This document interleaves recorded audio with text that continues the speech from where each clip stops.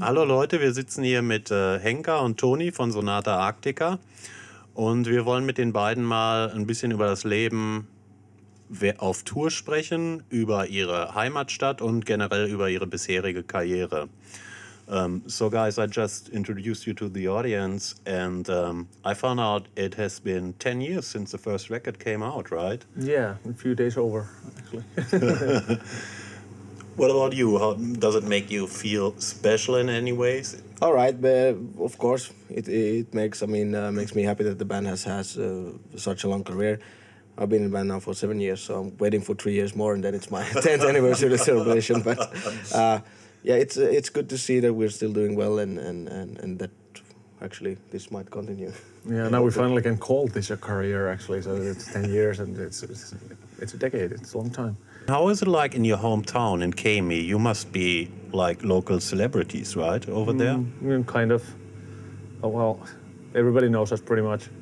It's kind of weird if they don't. Of course, there are people who don't care, but I'm sure we've been on all the newspapers and so on. So people know who we are. Yeah, usually they don't make a big deal out of it, but some do actually. Yeah.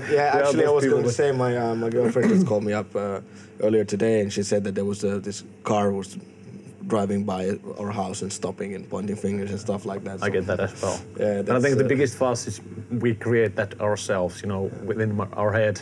It's like when I go shopping, it's bugging me that I know that people know me, recognize me, and yeah. Well, I just have taken the attitude that I don't care, and now I also don't feel that people are watching that much. But if you really start to think about it, and you can basically freak out yourself by doing that. But like when you go grocery shopping and whatnot, they don't care, and you just go there and then you go back home and lock the door.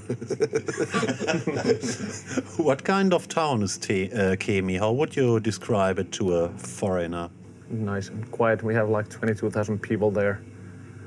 It's kind of a typical Finnish small town in many respects. With a highway going right past it, so you don't have to even stop. They just built a new highway, so you don't have to stop, and you can just zoom right.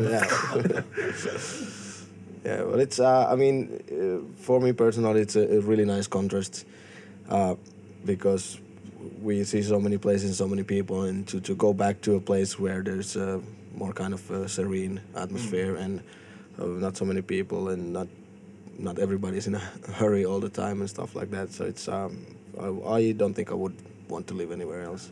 But there are some really absurd moments that are. One moment I'm standing in Shibuya in Tokyo in the middle of all the hassle, and then like 24 hours later or less, I might be home, standing on a field and hearing nothing but birds sing. It's like this huge contrast that we get. Does this help you to adopt to a normal lifestyle again when you stop touring? Yeah, I think so. It's like a shock in a way. Of course, we know it already, so it's nothing shocking anymore per se. But it's just. I think I enjoy silence anyway. I don't like this big city hassle. I get enough of that on tours. So. It's the same for me. It's like nowadays when you go home, it's usually quite a big shock. And I think it's the same for Tommy and Elias, since they also have kids. It's that is the big difference. You get home and somebody wakes you up in the morning, and it's like it takes a few days to get readjusted and find out where the towels are and stuff like that, because I get so detached when I'm on tour, and then it's like. They go like, where they are. They've been there for 2 years, and I'm like, I just forgot, maybe, something like that. So sometimes there's some really absurd moments at home. It's well known that you are fascinated by wolves. Yeah. Why that? What makes them special for you? Wolves. I don't know. Or interesting. They're really. Everybody thinks they're lone wolves, but that's more like a legend actually. And they are packs. They are tight. And there's so much mystique about them, and so many stories, and people are afraid of wolves for no reason really. They just kill what they need to stay alive and eat and all that. And it has slowly become kind of our totem animal or whatever.